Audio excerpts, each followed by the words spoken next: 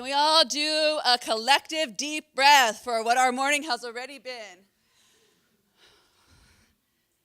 You did not realize that not only were you coming to a funder brief, but you were coming to a concert, an art show, gonna get schooled some more.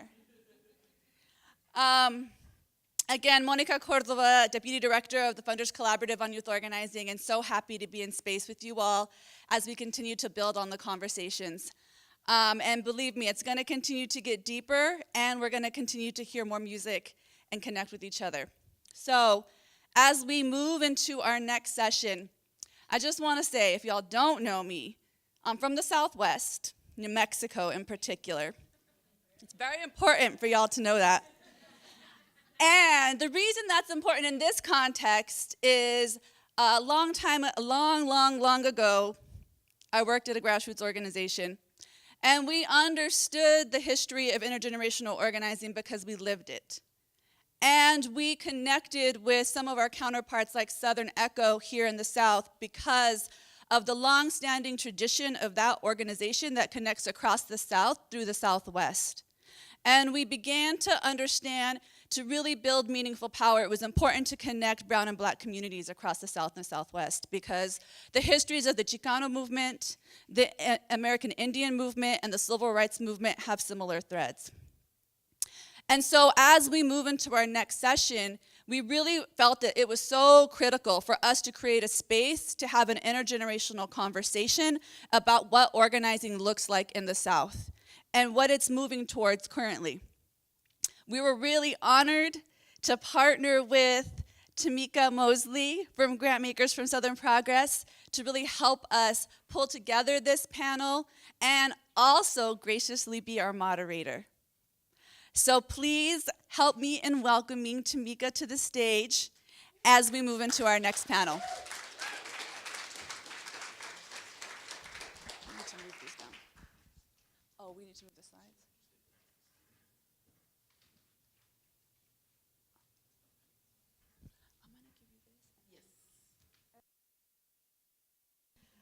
Good morning. I am so moved by what we've experienced so far this morning. And the best thing about this morning for me is having the space grounded so that we know whose land we are walking on and who's tread this space before we have. So I really do thank you all for creating that opportunity for us. The second best thing for me is you won't be hearing a lot from me today. So I have the honor of inviting to the stage a host of people that I have learned from, who have grounded me, who have helped me in our spaces as we've been in community, and to also look at the next generation and how they are also grounding this work. So I am going to please help me welcome to the stage Baba Hollis Watkins of Southern Echo.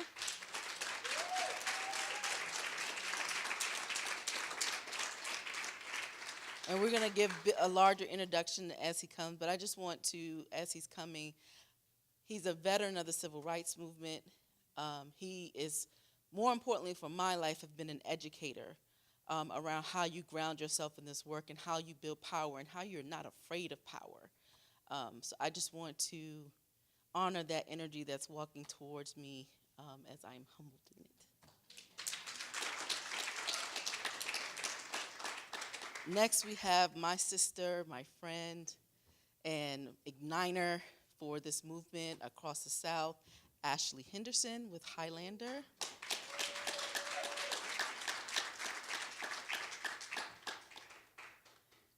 I would say more about her, but then I don't want to start crying in front of y'all. We also have Lone Tran. Is Lone here? I hadn't seen her this morning. Where's Lone? Come on up.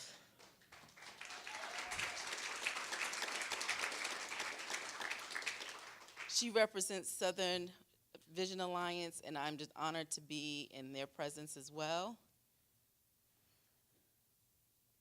And last but not least, Stephen Garlington. Stephen was up here earlier. Come on, he went all the way to the back.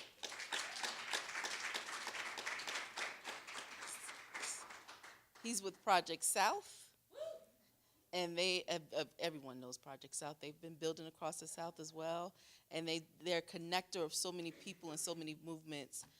So I'm honored to have him on the stage as well. And if I've gotten your pronouns wrong, please forgive me, and please feel free to correct me. Stephen, thank you.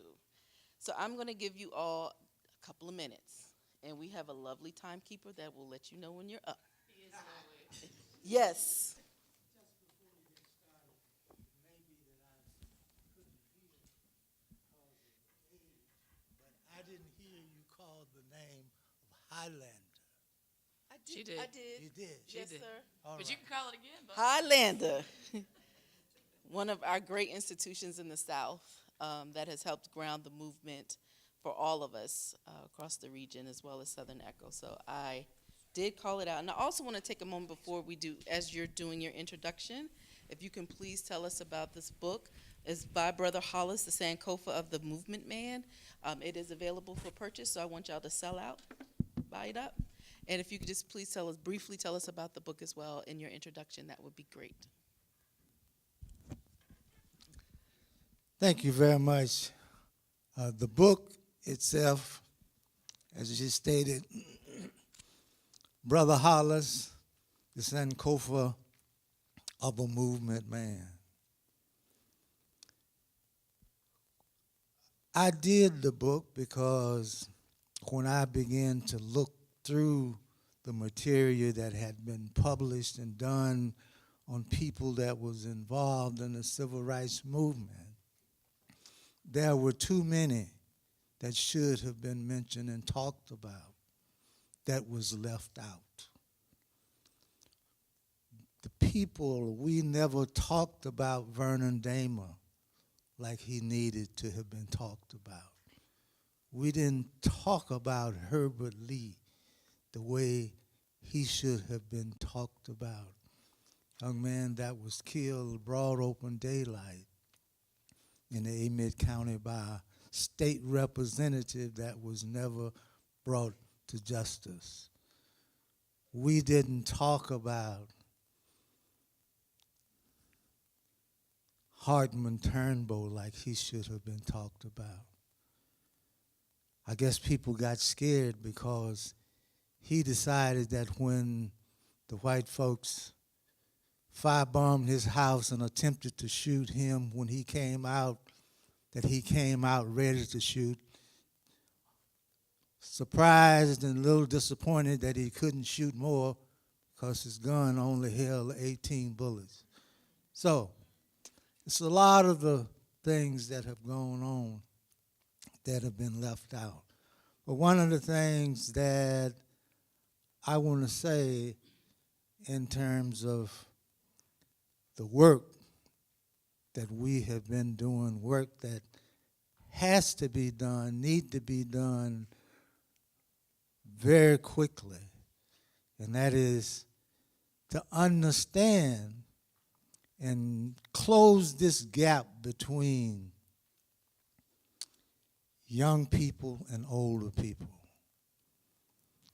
One of our major problems with that is that we don't have the kind of relationship that we need to have between young and older. I say older because a lot of folks think I'm older. I'm just a little older. So that's one of the things that we need to look at. Being involved and understanding that, as far as I know, I have never known anything that happens in a community that affects young people that don't in some kind of way affect older people. I don't know of the things that affect older people that don't affect young people. So we have to begin to look at that and deal with that.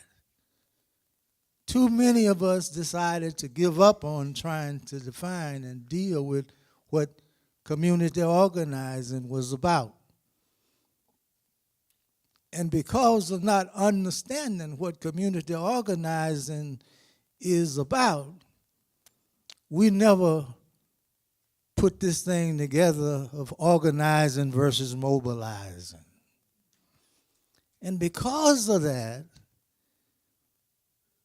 we leave ourselves open and we don't take the advantage of so many of the things that is going on.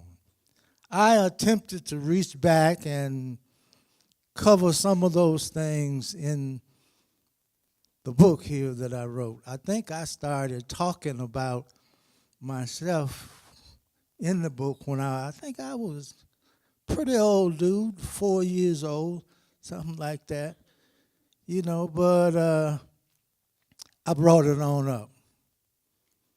So I'm asking you, if you will, get your copy back there in the back, and if you don't get it then, we can map out a way to get it. But I want to say we have to close this gap with older people and young people getting some of the same understanding of what is affecting us as individuals, what is affecting us as our community. Because if I don't see where, as we say, the things that you young folks is working on have some kind of connection with the things that I have to live with, if we don't begin to open our eyes and look at that, we will always be divided, wondering why you coming over here messing with me.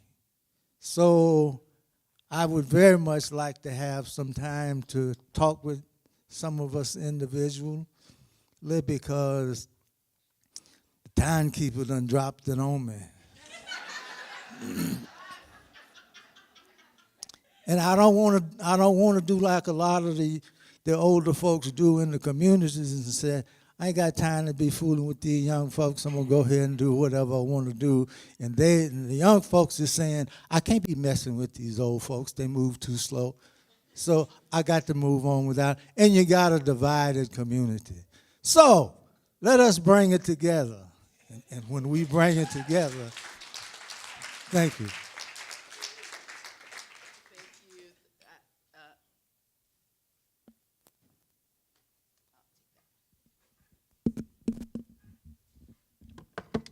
They have this nice little paragraph talking about what is intergenerational organizing. Thankfully, now I don't have to do that because Brother Hollis has done it for us. But we appreciate you introducing yourself and appreciate you being on the stage. And I'll turn it over next to Miss Ashley. Awesome. Hey, y'all. Hey. Listen, I got on a red eye at about 11 o'clock last night to be here at 7 a.m. And so when I say hi to you exhaustedly, I expect for y'all to say hi enthusiastically. Hello, good people. So much better. It's great to see y'all. Yeah, thank God. Thank God. Indeed. So, hey, y'all, I'm Ashley Woodard Henderson. The homies call me Ash, and I'm the first Black woman executive director of the Highlander Research and Education Center. It's good to be here among family. If you're on Highlander's like home crew, can I get a whoop whoop? It's good to see y'all. Yeah, we got like half the board up here. And, so it's great to be among family and bosses and staff. And if you've been to the Highlander Center, can you just wave at me? Beautiful. The rest of y'all, we're going to get y'all there this year. So, I mean, when I think about Highlander and intergenerational organizing, I mean, I think of so many of us literally sitting in the room right now, like Ulika and me. Like, I came to a homecoming, the 75th anniversary, which was like, what, 20-something. I was like 19, had just met Brother Hollis, way behind just didn't know what I was doing and thought I knew everything. It came to Highlander and like, what is this strange place with all these strange people? Hollis was chasing golf carts. There was a whole lot going on. And they were like, yo, you're a pretty decent kid. You should come back for a workshop called Transitions. And so I came and I participated in Transitions, which I think only happened that one time, but was to bring young people together that were starting to come up into leadership of organizations and movements that were led by folks like him, which is no small task, right? And so I participated in that, and they were like, oh, like, you're a pretty decent facilitator. Like, maybe you should facilitate some programs. And so got involved in stuff that was partnerships between Highlander and the Children's Defense Fund at Haley Farm to bring young people together that were dismantling the cradle to prison pipeline that were directly impacted themselves. And then they were like, okay, like, you were responsible over those few things, so maybe you should be a board member. And I was like, I don't know what that means, but that sounds great. And so I got on the board and then learned how to be a board member, and then got like literally just lambasted with folks saying that I should apply for the executive director position, and now am in that position. You know, when I look at Ulrika, I look at someone who literally came up 20 years in children's programming, at least, and then led children's programming and is now the director of our Children's Justice Campaign you'll be hearing from soon, right? Lou, so many others of us, you came up through Seeds of Fire. I mean, like, literally, Highlander is a commitment to lifelong leadership development. And we know that, like, when we think about how change happens, we think that it requires everybody in our communities to do that, right? That we are all constantly living in the past, present, and future at the same time. I feel that more in the last 2 months than I've maybe felt in my entire life, right? Y'all heard something happen at our spot 2 months ago, right? So now more than ever, I'm not just talking about the Ku Klux Klan in a 20th century kind of framework. I'm talking about neo-Nazis in a very 21st century, just happened yesterday kind of way, right? And when I'm thinking about the people that came immediately to protect and defend, it was young people. When I think about the people that still decided that they were going to lean into risk, despite the fact that we have a fascist in the presidency, that we've always had right-wing and neo-Confederate leadership of our state houses and municipalities, that despite those real challenges to security and safety, that it's these young people and the elders that walk with us that have decided to, despite those challenges, to lean into risk, right? And it's because of those risks that I think that we're gonna win, right? That's where you shout, right? I think it's because of those risks that we're gonna win. And so I'm excited to be in continuous conversation with you all throughout the day about why investing in those risks is actually really critical to the sustainability of intergenerational organizing. Thank you. Thank you so much, Ashley. And Lone, again, if you could just introduce yourself and tell us a little bit about what has inspired you and what was going on when you decided to move into this movement. Hey, good morning, y'all. My name is Lone. My pronouns are they, them, theirs. I'm one of the 2 co-directors at the Southern Vision Alliance. I live in Durham, North Carolina. Bull City, represent. Trying to get Ash to come there. So anyone who wants to link up with me around that, feel free to. Yeah, we got a whole strategy. That's a separate briefing that we'll conduct starting at 5:30. So I started organizing in 2008, and if we think back to 2008, we think economic crisis, we think about the housing bubble being burst, and that was sort of the external landscape of my world.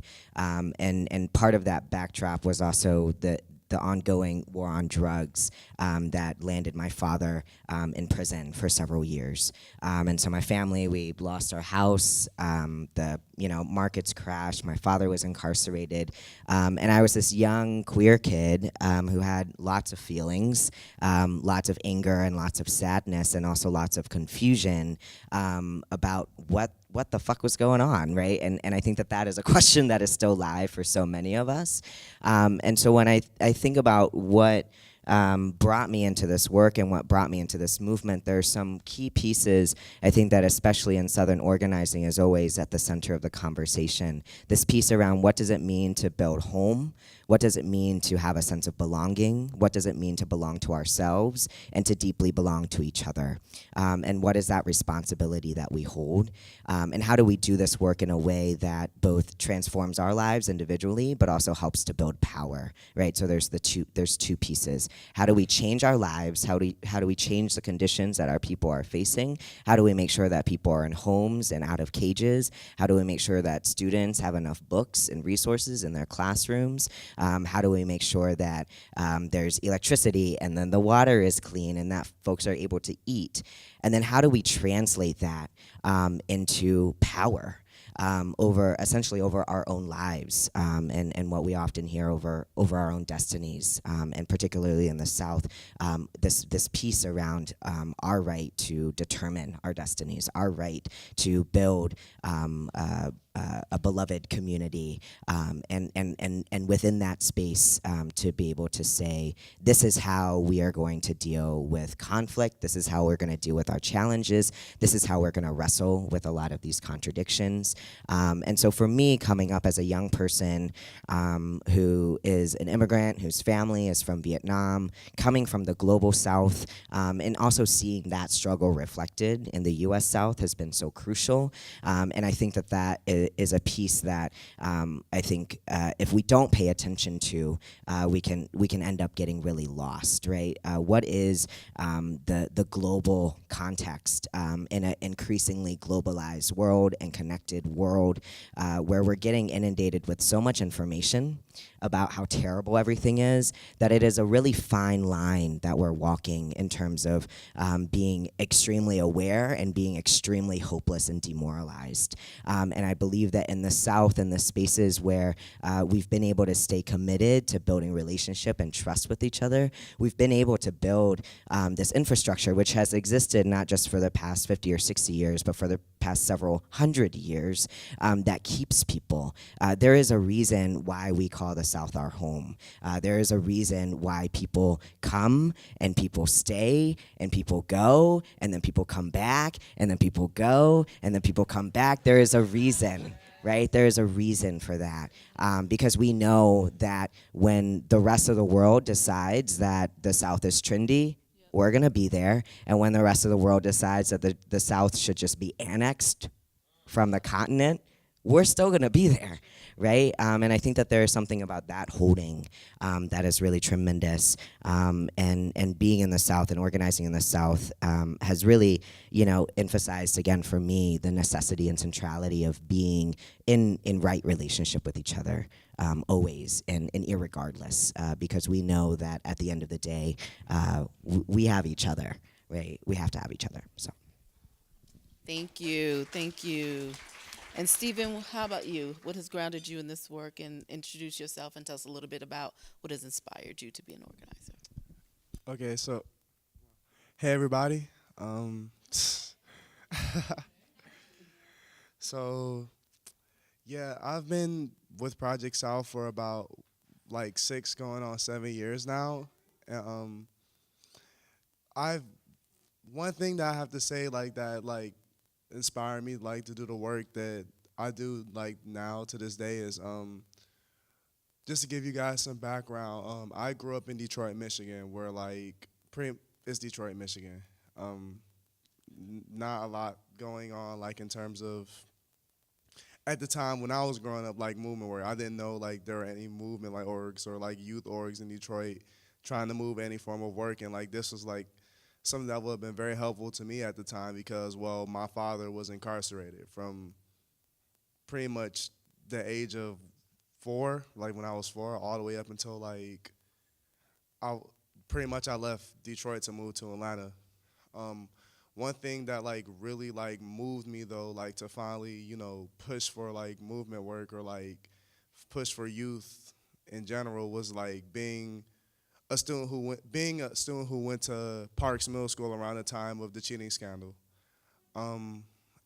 My school was pretty much one of the schools shut down because of what happened around the cheating scandal.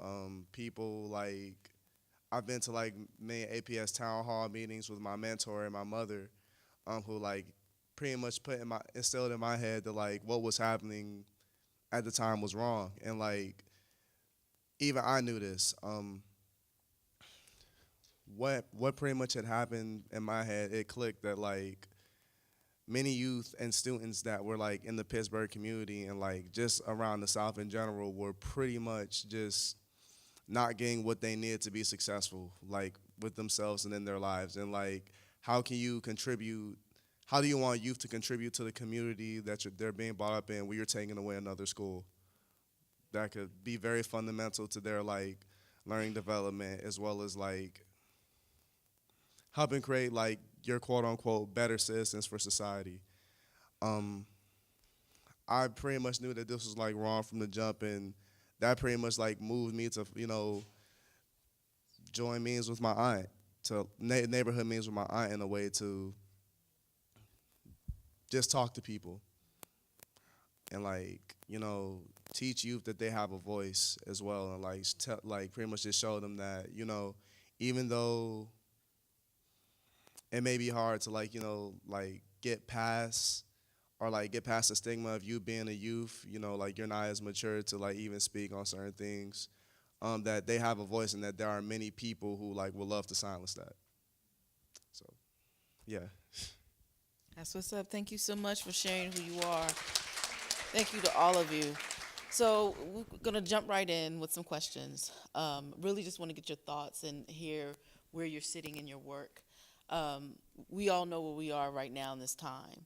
And thinking about youth organizing, what are folks grappling with? Like, what are the challenges that's facing youth organizers in this day and time? Anyone?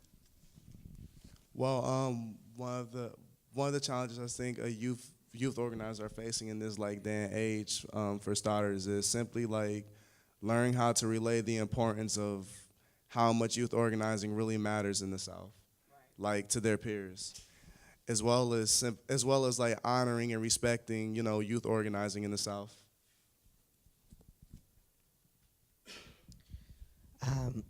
Yeah, I really agree with what Stephen just shared. I think even just the stories that exist out there about the role of young people is so narrow and one-dimensional. I cannot tell y'all how many times I've been in conversation with folks who, because they know that I organize high school students or do work with high school and college students, that it's sort of treated as like a vending machine for like, can you like send some young people to this thing, or can you send a young person to this thing? And it's like, sorry y'all, we're not a production company for cranking out young people for your events, and I think that is a reflection of just sort of we all know we live in a world where young people and also elders are not valued, are not considered to be whole human beings at that particular phase in their lives, and so there's a piece around that being internalized in how we conduct this work in a meaningful way and in a non-transactional way. And then I think some of the other, I'm always thinking about, in some of our work, there's a piece around providing support and infrastructure to grassroots organizations, very small groups of people who are not interested in starting nonprofit C3s, are sort of like, are brought together with other folks in their community around a particular vision, around a particular set of politics and values, and I think young folks, young organizers are grappling with this piece around like what is supposed to legitimize or delegitimize or validate or invalidate their work, right? How are we looking at that? How are we understanding the contributions that young people are bringing? And so the question around infrastructure, I think for youth organizers in the South is really crucial, because we need entry points, but we also, again, we need the space that holds over a long period of time. So it's not just about capturing the moment when thousands of students walk out of a high school, which is really, really important and beautiful and necessary, but it's also about making sure that meaningful relationships are developed and folks are actually developed into leaders who are organizing and speaking in their own names, and not just on behalf of more well-established organizations or institutions.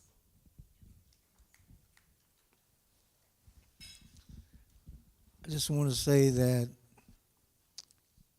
the whole thing about young people not being able to understand how the importance of older people is in connected with that and vice versa. But if you really want to take a look at and see what can be done when young people and older people working together, look at the civil rights movement in Mississippi. Look at it, and you will see where you had a situation where Medgar Evers, C.C. Bryant, Vernon Damer, and all of those older men and women came out and worked with young people in doing things, and vice versa. So all of the things that needed to be worked on never was, well, that's a young folks thing, or that's the old folks thing. It was an our thing altogether, our being the people. And that's what gave us the power, and we took advantage of it, of doing and making the progress that we made in Mississippi as a part of the civil rights movement back in the late 50s and early 60s. Yeah, just to amen to everything that's been said. I think the only thing that I would add is that I also feel like we're in a constant state of having to correct the false dichotomies that people are putting out about what it is to do youth-led work or to do intergenerational work. Like, raise your hand if you're a youth organizer. Keep your hand up if you've ever had to answer the question of why young people and elders don't get along. Keep your hand up if you have to answer it in nearly every funding space you've been in. Yeah, it's pretty constant. Raise your hand if you felt like, the people's like conflation of those contradictions were like personal, like these young people just don't respect elders, or these elders just don't respect young people, when really it was like based in political struggle, which we should get to be able to do, right? It's like, actually, there was a time 5 years ago where black folks that were young were like, respectability politics will get you killed. That wasn't a personal beef with elders. That was a political one. And it wasn't all elders or all young people, right? It's just, it feels like there's this constant having to course correct what people's assumptions about youth organizing and intergenerational organizing are that actually distract us from being able to just focus on the work. I think the second thing that I would say is that we're not the only ones that are struggling for the hearts and minds of young people. The white right, Christian supremacists, right, the fascists are also giving these young people a sense of belonging. We're losing in some ways, right? That if you look at demographics of young white people, particularly of faith between the ages of 18 and 30, they are being recruited to all sorts of white right nonsense, right? So not only then are we like really, really focusing on building with youth of color and queer and trans youth of color in particular, and working class youth, we're also very seriously then having to support them as they are literally in warfare with white right folks that are also their age and in their schools and in their communities, right? So it's not just that we're like building this beautiful, beloved community over here to the left and then there's nothing happening on the right. They also believe in youth organizing. Last couple things. When we think about what it means to sustain youth organizing, I mean, I think my time at Project South was like 101 in this truth, is that like these young people in this particular state of capitalism are like working. They're working jobs. They're working low wage jobs at high hours. And we're asking them to do like 20 hours a week of movement shit on the side, right? And so what it looks like to sustain young people of color, particularly those that are the most marginalized, means to financially be able to support them, right? And to trust and develop their leadership so that they can self-govern funds that we don't give to them just in moments of rapid response. Y'all don't hear me, right? It looks like not just training them in one-off trainings and saying that was leadership development, because it wasn't, right? It looks like y'all funding long-term leadership development programs so that we can be with them from cradle till they win, right? And then I just really want to I want to end it on, for real, like the self-governance. It's like these young people are very capable of community control funds. I see them do it all the time. And for us to not be investing in their abilities to do that, and to do that well, and to do that with not pennies, but with like real money so that they can actually build the campaigns that they deserve, is really putting us at a deficit. Thank you, and I echo everything that you all have said and lift up. And as we think about those things that we're grappling with, I know that there are things that we are also inspired by. And I don't want to leave the stage, but also not talking about the things that we see with youth organizing that's inspiring to us, that's encouraging to this moment and where we are right now. So I would love for each of you to speak to that.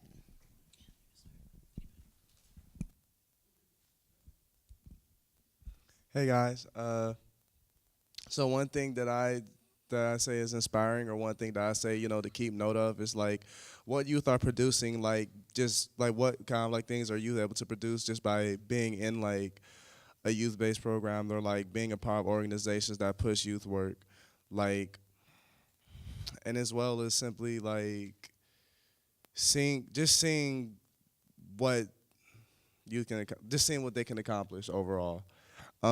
Typically, what like we do, like typically at Project South particularly, we're pushing a campaign called 10 Mil for Real, and that was like a success. So there are other campaigns like with multiple other youth organizations that are being pushed at the moment that are like extremely successful in my opinion, and like that's something we should definitely take note of.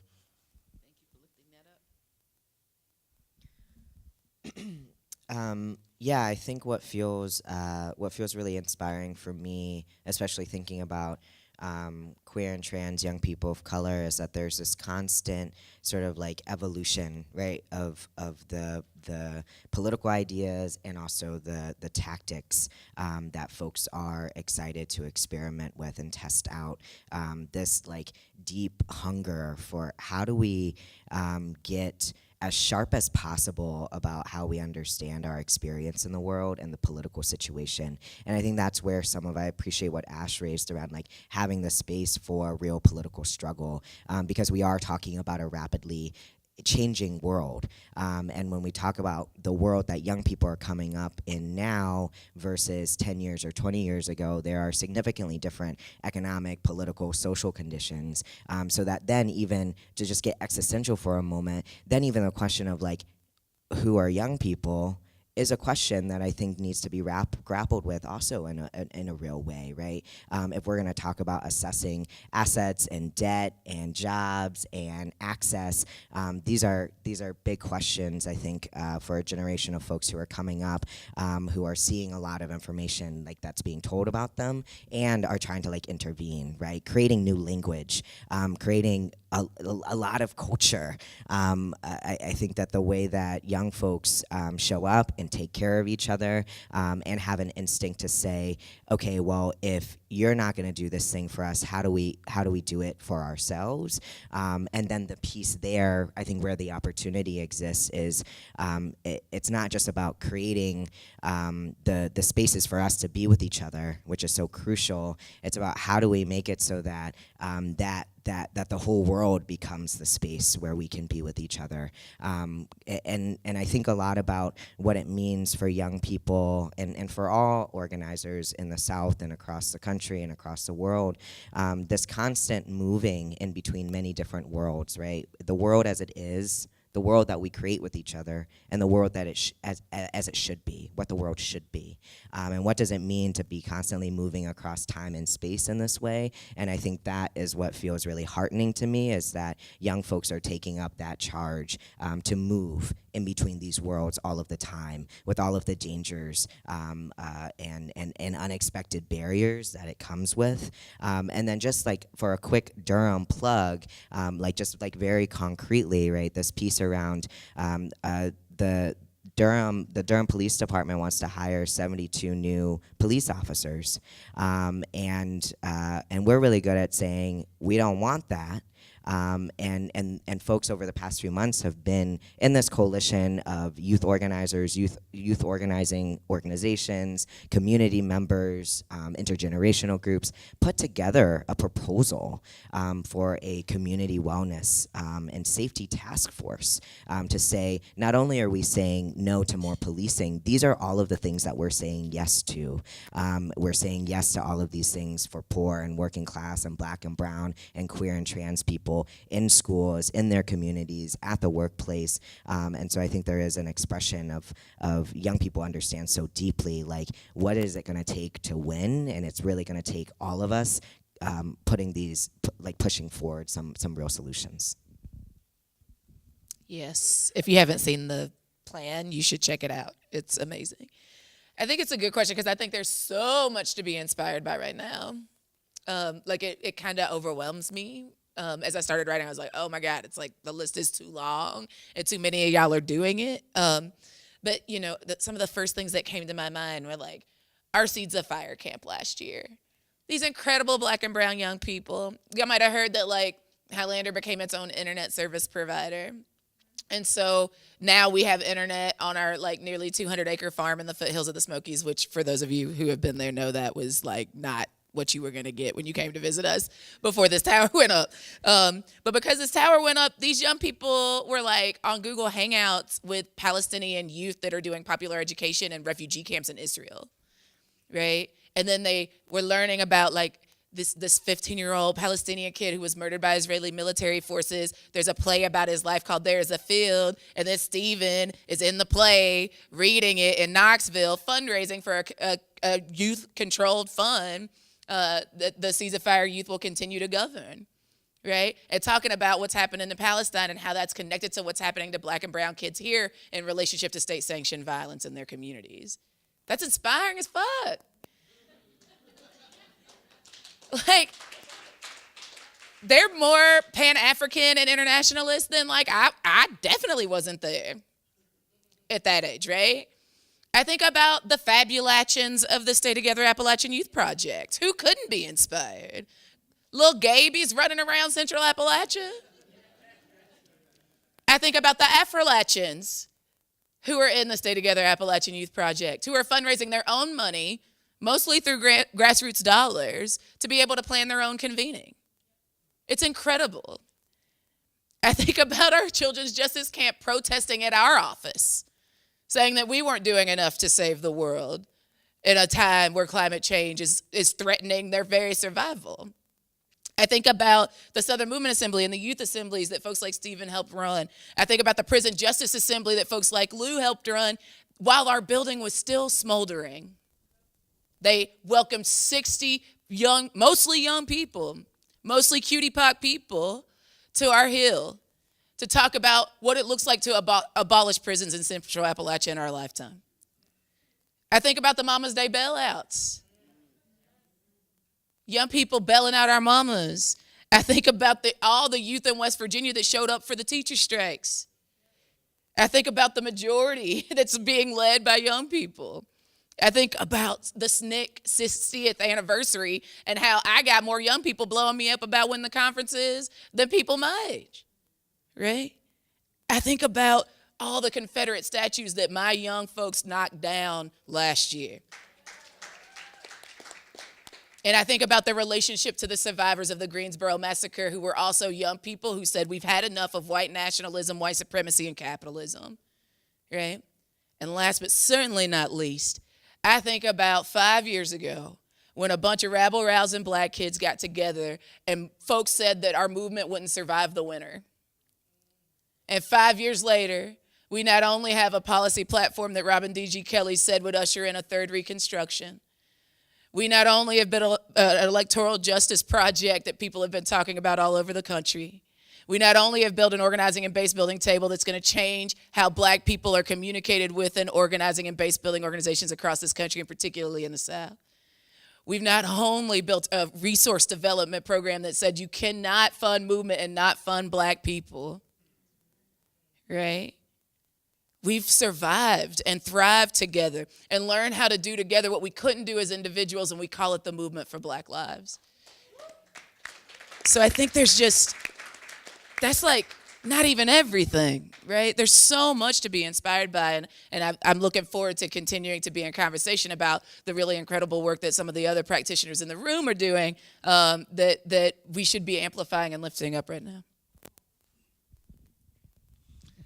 I just want to say that over in Mississippi, if you look at the reality of what was going on during the civil rights movement days,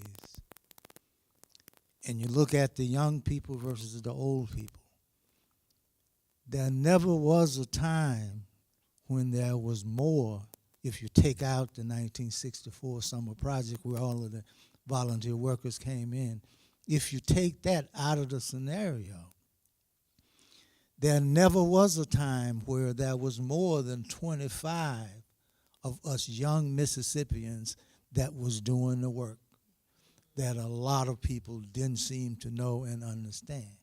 And today, some of those same people and others will come in Mississippi, and a few of them living in Mississippi, and they're talking about how nobody is doing stuff like we used to do it.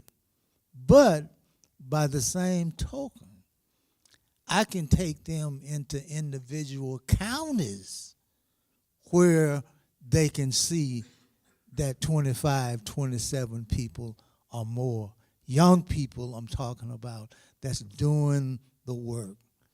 So young people need to have just a little bit better understanding, which we are working on, to give us older people just a little bit more time. Just a little bit more time. And with a little bit more time and the dedication and the willingness to work together, I think the answer to that song we sang comes through loud and clear when we say, get on board, children, children, get on board, children, children, get on board, children, children.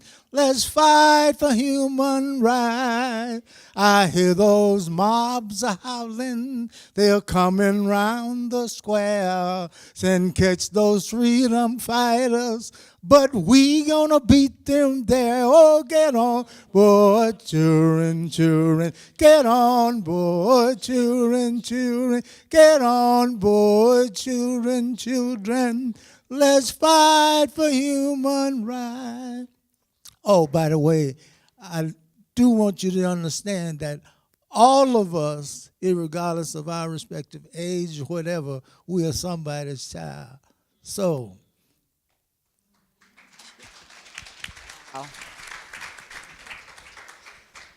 First of all, that was amazing. And but I do want to make sure that we're clear about why we're here today. This is a funders briefing. And we always want to make sure that we're putting a call to action to those funders that are sitting in the room. And we're making clear recommendations around how they need to support youth organizing in the South. So just take a moment and speak directly to the funders that are in the room about what it is how they need to engage with you all and how they need to engage youth organizing in the South.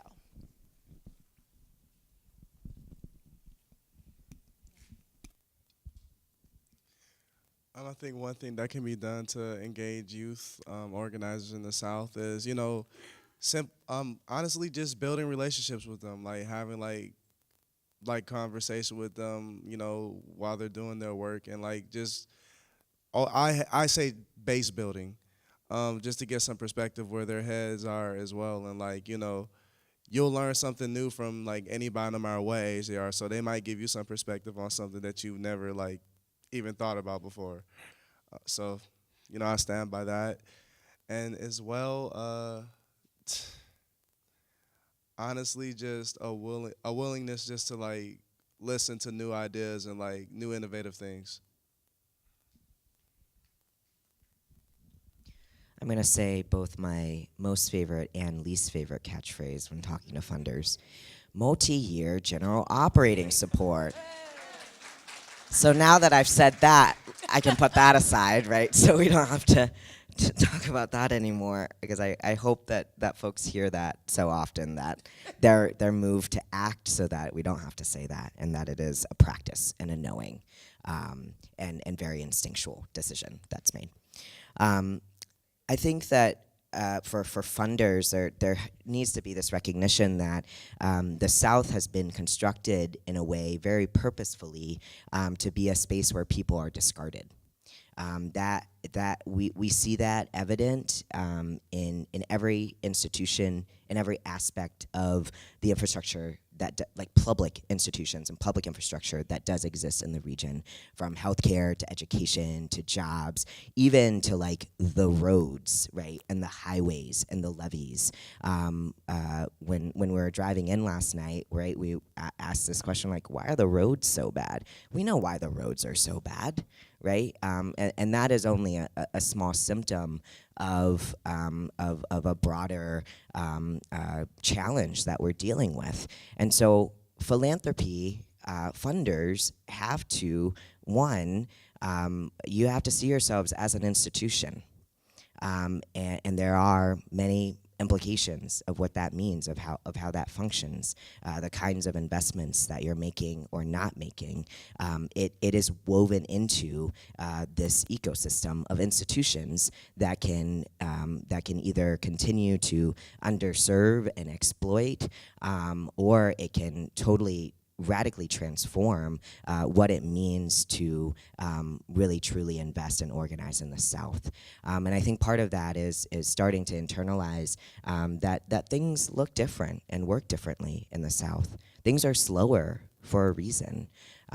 We're talking again about a region where we really value first and foremost the ability to be in relationship with each other and to count on each other.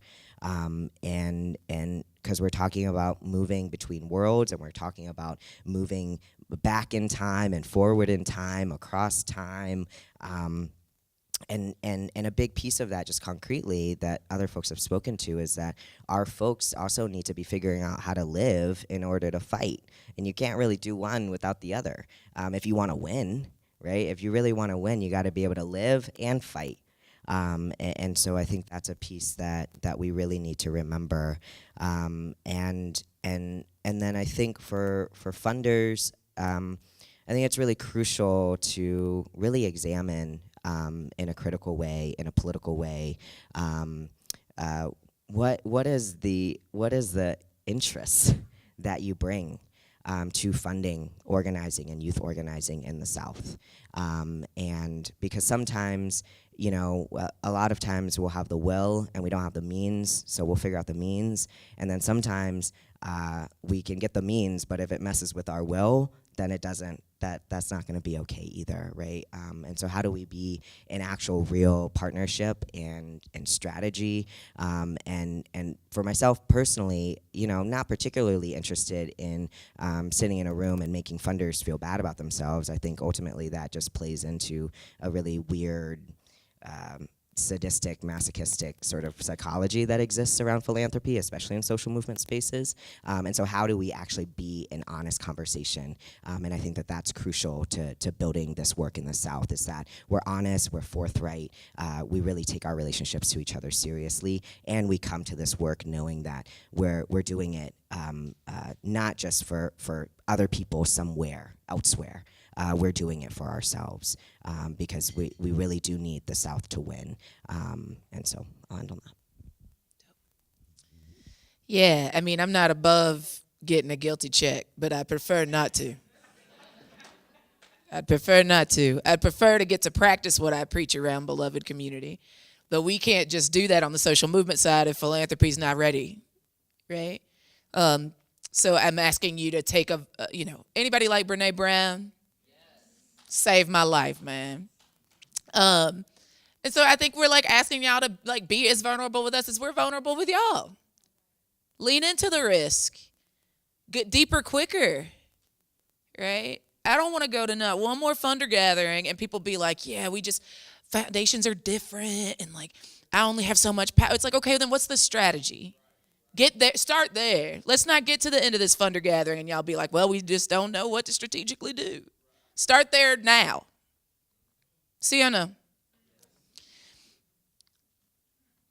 I remember, was it Takema that said, what kind of grant report would you ask for from Rosa Parks? Or like MLK or Malcolm X? Like, think about that when you're thinking about, like, what you want back from Stephen about the badass work that he did this year. Or Ulika after she finishes the Children's Justice Camp, or Lou after, the Summer Institute, right? Like, what grant report would you demand of them after they put their necks on the front line, right? Give them the money and get out of the way. Don't sleep on funding. I'm gonna say it one more time. Multi-year general operating support.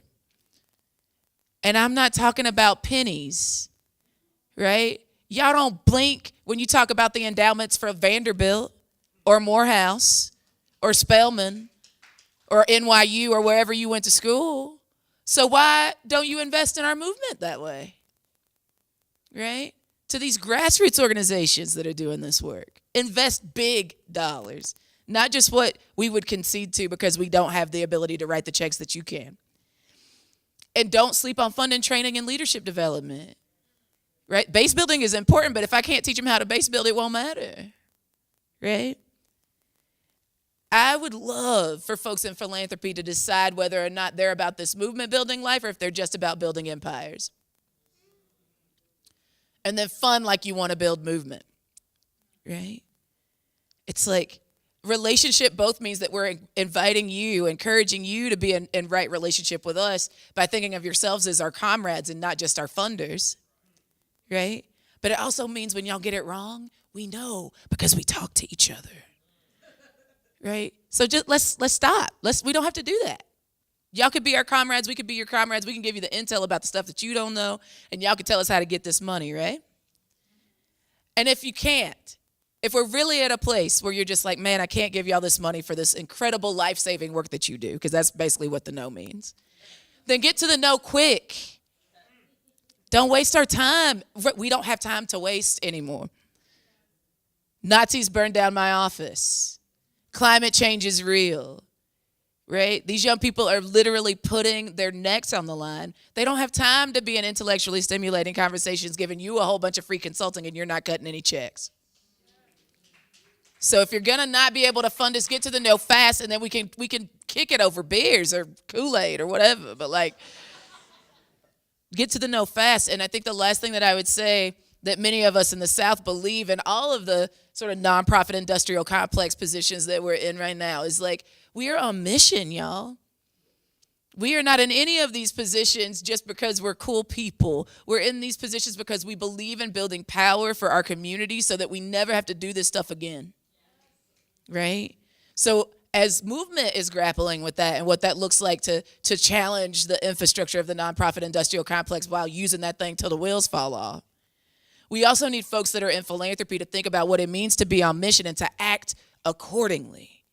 Whether that means building cohorts within philanthropy or rapping with us or whatever, it's like, what does it look like to be radically on mission and to take those risks with us? I think that's what we need.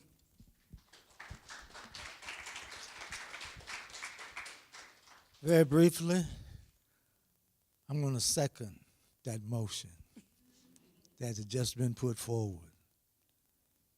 And I also want to say that this whole thing of developing unity and doing things together rather than isolated, separate.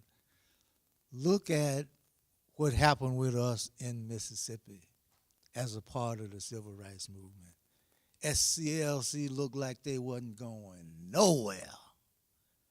CORE might get 2 or 3 people to come to the bus station at this particular time. SNCC could get a few people working with Medgar Evers to attempt to register. But somebody came up with the idea, says, let's form COFO, Council of Federated Organizations. And we put the major organizations in Mississippi together under one umbrella, and you could begin to see all that which was not necessary began to drop off. All across the state, you begin to see certain little things sprouting, coming up, gradually moving. And that's why, I second that motion that has just been made. Thank you. And I'm going to ask you to hold on to the mic for 1 second. Normally we would do a little Q&A, but we don't have time. So all of these wonderful people will be here in the space. Please take a moment and talk with them and engage with them to learn more about their work and the movements that they're building in their communities. But as we close out this session, I wanted to give you all a minute to just leave us with some lasting thoughts. Close us out and tell us what we need to take home with us.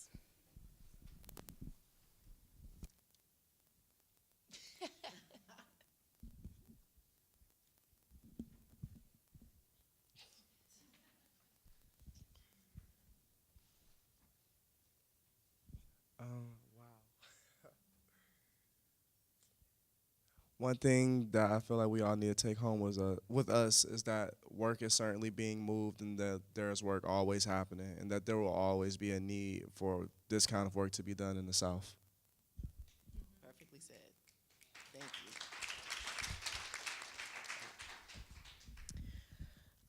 you. Just want to say that the South is incredibly queer, incredibly trans, incredibly fabulous.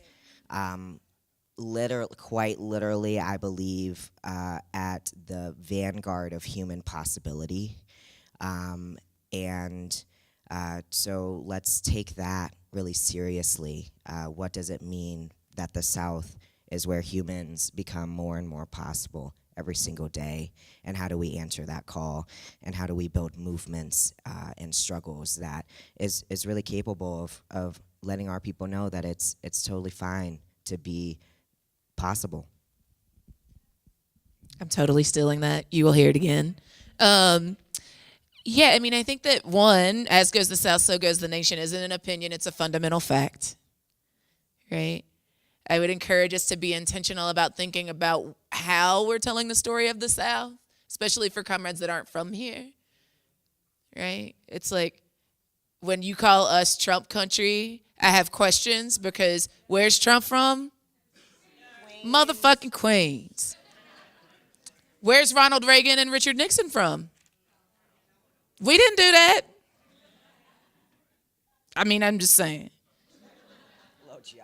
Just a little geography lesson at FCYO. But if you want to talk about solutions, who abolished slavery? Who built a labor movement? Who's on the forefront of fighting man-made climate disasters in this country?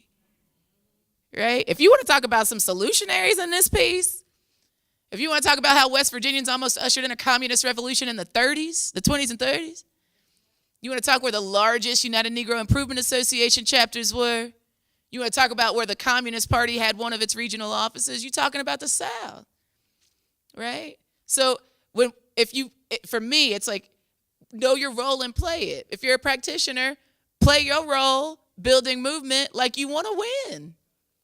Quit talking to these philanthropy folks and just tell them what you'll concede to. Tell them what you deserve. Unabashedly, unapologetically. Right? It's if your organization deserves millions of dollars, then ask for millions. Because guess what? These white, straight dude organizations are asking for bukus of dollars and getting it. Ask for what you deserve. And philanthropists, fund like you want us to win. Right? Fund like you want us to win. You know?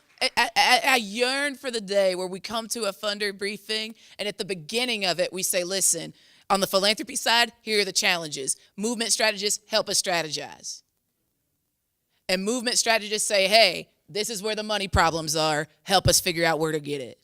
and we start there. So by the end of it, we're leaving with another mission that we're going to go out and do until the next time that we come together, instead of having the same conversations over and over again about how hard it is to fund the South. Right? So I want us to actually like shift our own mindsets around what is possible, because I do think you're right that we're the vanguard of human possibility. And I think that that means that there's so much opportunity for us to develop really, really sexy and risky strategies that will be the necessary risks if we're really planning on saving the world together. Just want to say that in many instances, you need to consider this. In many instances, you're asking the right questions, but you're not asking those questions to the right people. And that's where everything breaks down. Because from a farmer's perspective, as I said, you're talking to somebody about producing watermelons when it should be sweet potatoes. That's where we are in many instances. So I would say, take a second look and see if they're not sweet potatoes there. We don't have to worry all about, watermelons.